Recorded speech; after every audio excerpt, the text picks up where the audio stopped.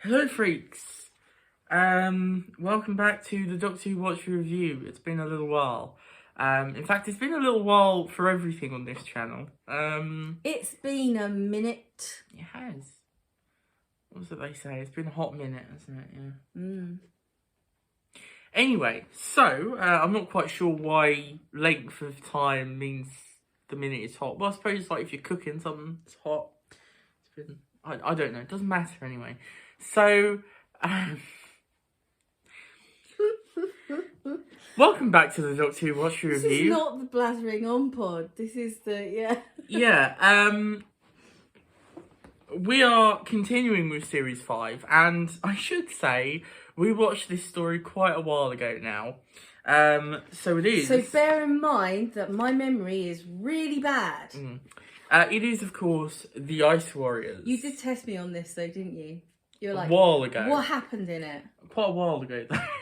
It was quite a while ago. You tested me on it, yeah. Yeah. Things have been happening. We still haven't uploaded our TBR videos for the year. No, I know. I'm going to re-record mine. Why? Because I decided I want to. Well, I stumbled over the end of it a little bit. I thought, I'm just going to do it again. Oh, okay. So, get excited for that, basically. Ice Warriors by, oh god, what writer is this? Brian Hales. This is the first Ice Warrior story, obviously. It's partially missing. What was it, like 2 episodes animated, I think? Yeah, the last, with 2 animated episodes. Woohoo. So basically, this is, for me, one of those stories which I see it kind of divided. You know, there's the 2 Ice Warrior stories. I don't count the Peladon stories. They have Ice Warriors in them, but they're not, like, centre focus as such. These are the 2 Ice Warrior stories in the classic series, obviously. And I tend to see a bit of divide with the Ice Warrior stories, whether people prefer this one or the other one. And personally, I'm on the group of preferring the Seeds of Death, I think it's called. I always get confused because there's also the Seeds of Doom. Which, why they had to call 2 things the Seeds of Death or Doom, The same reason they have to call everything of the Daleks, or Daleks, yeah. Yeah, of the Daleks. Yeah. Such and such of the Daleks, or something of the Daleks, exactly. This thing of the Daleks. Anyway, I do like this story. This is the second time I've watched it, I believe, and it's okay. It's fine. There's some interesting stuff. I like the idea that the Ice Warriors are not necessarily world-destroying villains in this one. They do become so in the next one. But, the idea that they're just trying to survive and it's kind of coming up at odds with humans is quite fun. I like the idea of the robots stuff, like continuing to ask, or the computer stuff, continuing to ask the computer, because it's like, oh, well, this has the bank of information to make the most logical decision.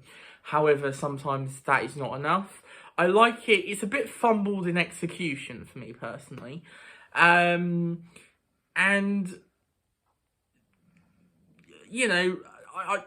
It's just fine. That's kind of where I stand on it. I don't think they make that much of a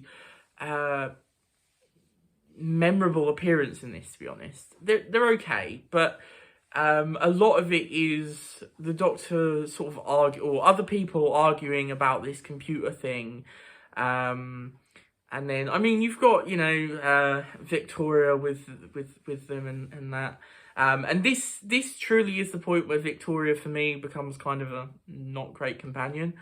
I'm not a massive fan of Victoria, to be honest. She has some good moments, but this is not one of her finest.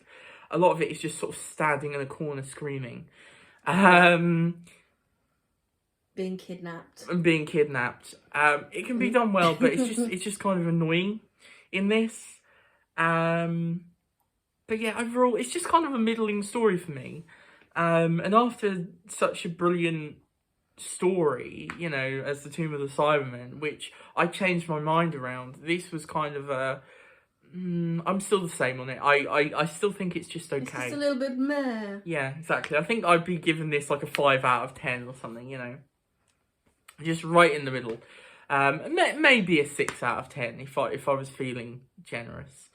Because there are some good ideas here, and I do like. In fact, actually, no, I will give it a 6 out of 10 purely for the basis that I think the first episode is quite good.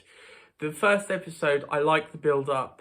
You see the Ice Warrior and stuff in the ice, and you're kind of getting the build up of the ice. You know, we're getting knowledge about this thing they're using to hold back the ice and stuff.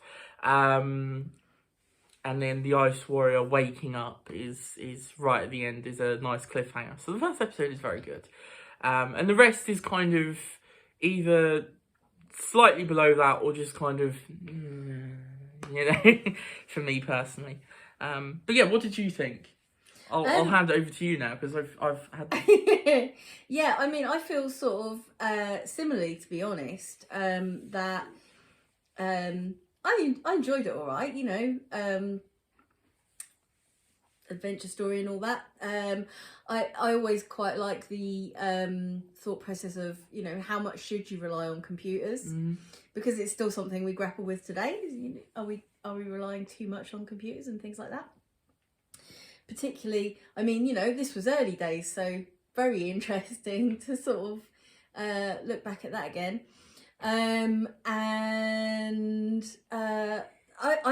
I also like the storyline because we've got P.S. Alice in this, who people will know him as the voice of Wallace and Gromit. Yeah, those two are quite fun in the story, to be fair. Yeah, well, I quite like that side of the story because obviously he was a scientist and he was sort of instrumental in this whole computer-based situation, and he sort of turned his back on it.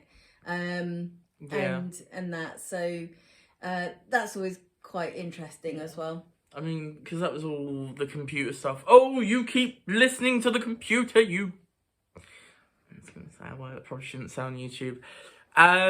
So anyway, yeah, exactly. Yes. But yeah, no, I mean, I don't have masses to say about this, but yeah, I agree. I mean, you know, Victoria really doesn't have a lot to do apart from scream and, you know. Yeah, I will say there are some good Doctor moments in this. I like the bit where the Doctor goes, you know, the cliffhanger with the Doctor goes to the Ice Devil's ship, and they're like, oh, we're gonna take away the air and stuff. The bit just before that, you know, and the stuff in the ship as well is quite fun with him. Yeah, everyone's like, what are you doing? Yeah, he's got some fun moments. Jamie does as well to a certain extent. There's a few nice moments with Jamie, I guess. But again, even he's sort of downplayed in this one, I feel. He doesn't have, you know, it's not as fun as he usually, you know, I don't know, everything just feels a little less than usual for the Troughton era for me. It doesn't do it for me. So yeah, it's quite a, like, downer review for this one, but I still, it's okay. It's okay. It's not one of the worst stories of all time or anything. Yeah, it's not, you know, it's an enjoyable time, you know. It's not like, oh God, do we have to watch this? Exactly. I mean, personally, I don't think on our watch through, I don't think I've actually watched one where I've been like, this is truly, truly awful. Yet. And I mean, I'm a massive fan of Doctor Who, so that might be why. But I know I'm slightly biased. I think the Ice Warriors, Seeds of Doom, whatever it is. Yeah, Seeds of Doom is personally my favourite. No, Seeds of Death, sorry. Seeds of Death is my favourite. My fault. Yeah. Is my favourite. I love that story. So when we get to that one, it's great. And you've watched it already. I have watched it already, and it is great. Okay. So, I mean, we just always used to call it Foamy Death, didn't we? Yes, the Foamy Death episode, or the Foamy Death story. So, with that done, we're of course moving over to a bit of an interesting one, because this didn't originally have a particularly good reception when it was missing. And it got found at the same time as like the fan favourite one. So I remember when this came out, this was 2013 as well. This was the 50th anniversary. It was very exciting. And we had Enemy of the World, and the Web of Fear. And I remember as soon as people got their hands on Enemy of the World, they were like, wait, this is a good story? And I agree, I can't review it yet, but I will be talking about this one. We'll be talking about this one in the next review. It's great. Enemy of the World. I have not watched this one yet, though, so I'm interested to see where I stand, because obviously that was the big battle of 2013. That was all 2013. Seriously though, you think about it. None of this, what we've been going through, was on the radar at all. No idea. 50th anniversary. That was millions of people packed into a tiny little convention centre. That was all the arguments we had to deal with. Just which of these two was better? No, there was more than that, really. But yeah, which will come out on top, I don't know. But I like this one, so we'll see. So yeah, Enemy of the World next time. It's often called the Bond of Doctor Who, isn't it? Like a Bond adventure in Doctor Who skin. So I can see why. It absolutely is, yeah. Mm-hmm. Okay then, we'll see you next time. Obviously, if you enjoyed this video, which I hope you did, then you can leave a like, always helps, subscribe, and hit the little bell thing, get notified for our next upload. Exactly, which will probably be in 5,000 years. But no, it won't, I promise you. Don't get bothered by us very much, no? No, we're going to have we'll do more. So anyway, also in the comments, because, we like the comments, even though nobody... Say hello! But no, in the comments, tell us what you think of this one. Do you agree with us? Do you think it's just like us? Or do you love it? Or do you hate it? So yeah, we will see you next time, basically. That was see you next time. Bye.